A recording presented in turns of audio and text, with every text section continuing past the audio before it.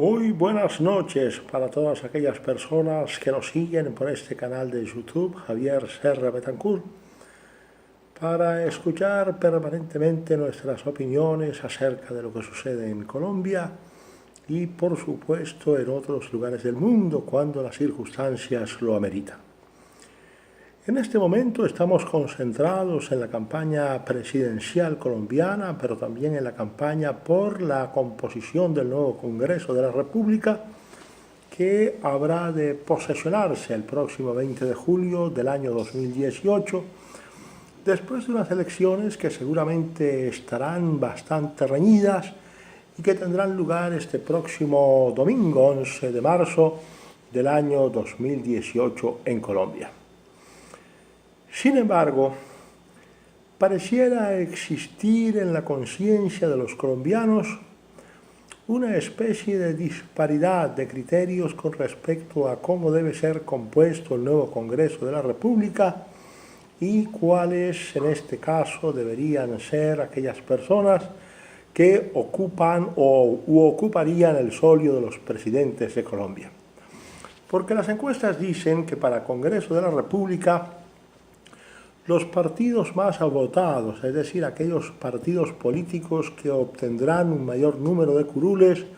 o de escaños en el Congreso, serán fundamentalmente el Centro Democrático, que dirige Álvaro Uribe Vélez, el Partido Liberal y, en tercer lugar, Cambio Radical. Pero en las encuestas, con relación a los candidatos presidenciales, el candidato del Partido Liberal, Humberto de la Calle Lombana, ocupa una de las últimas posiciones, y el candidato de Cambio Radical, que arrancó como uno de los favoritos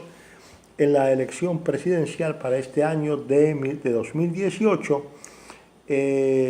aparece apenas con un 7.6% de favorabilidad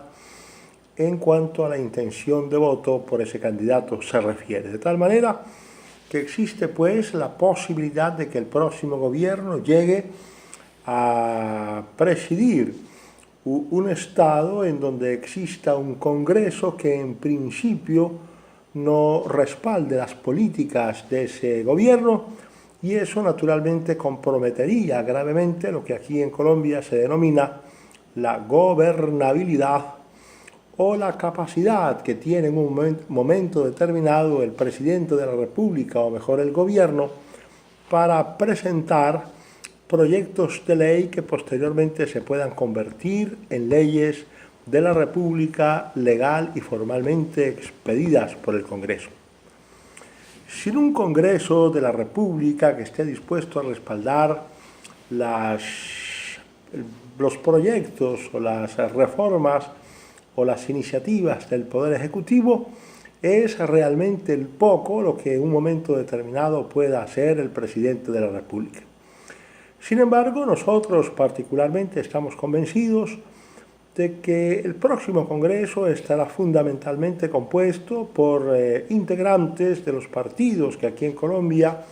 se les ha denominado partidos de centro o partidos de derechas, y por lo tanto podrán de alguna manera sustentar las políticas del gobierno, también de centro o de derecha, si acaso el ganador de las elecciones fuera Iván Duque Márquez, que hasta el pasado domingo encabezaba las encuestas con un 23.6% de favorabilidad en cuanto a las preferencias electorales se refiere. Particularmente pienso que, si bien es cierto existe un fenómeno de protesta, de descontento, incluso de desconsuelo por la forma como los dirigentes de este país han venido gobernando y han venido administrando la nación, también es cierto que existe un peligro latente de que a Colombia pudiera llegar un presidente que tuviera, dijéramos, algunas relaciones de amistad o algunas relaciones mucho más allá de la amistad con regímenes altamente calificados como revolucionarios o como de izquierdas, como es el caso, por ejemplo, de Venezuela o de Cuba. Ese es un riesgo que nosotros estamos en este momento corriendo, pero que además parece ser ratificado por la personalidad beligerante, animosa, permanentemente virulenta del candidato de la izquierda, que se llama democrática, el señor Gustavo Petro Urrego. Yo particularmente no le auguro a este candidato un buen futuro si permanece en esa posición radical, en esa posición en donde prácticamente invita a los colombianos a lanzarse a una especie de lucha de clases, con el propósito final seguramente de que más adelante, en el futuro, se produzca lo que los socialistas o lo que los comunistas denominan la dictadura del proletariado.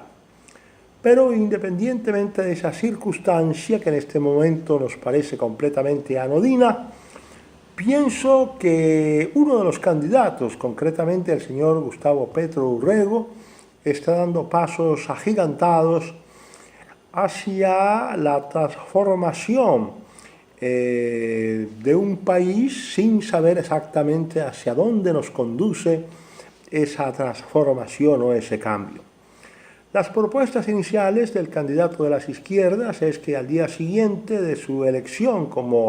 o de su posesión mejor como presidente de la República, convocará a una Asamblea Nacional Constituyente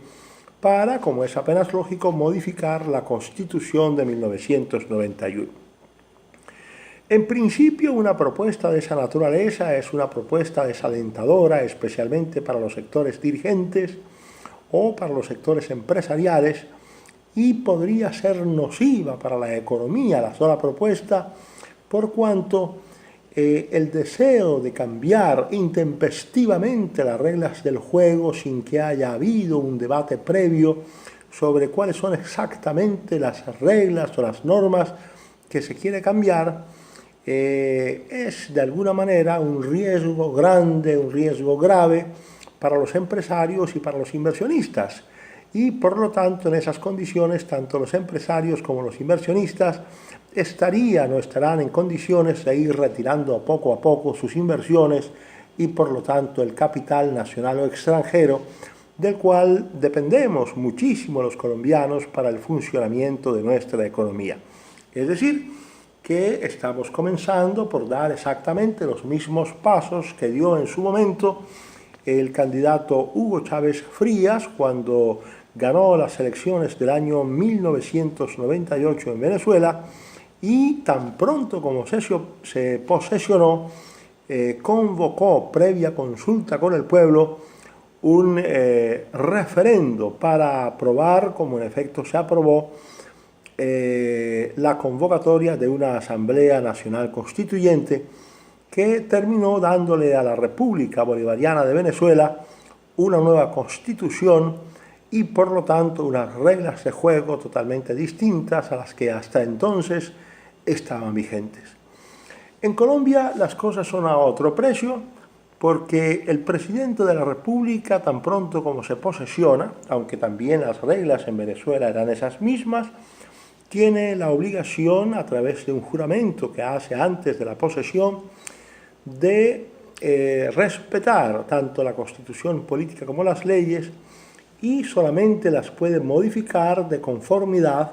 con los procedimientos establecidos en la misma Constitución política. Como quiera que se nos agota el tiempo, ya tendremos oportunidad de referirnos a esta supuesta reforma constitucional que presentará el eventual gobierno del señor Gustavo Petro Urrego y cuáles son las razones por las cuales, a mi juicio, no podrá hacer esa propuesta sin que previamente haya un debate lo suficientemente sólido y lo suficientemente amplio sobre las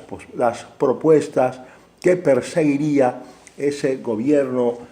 presidido eventualmente por el señor Petro Urrego.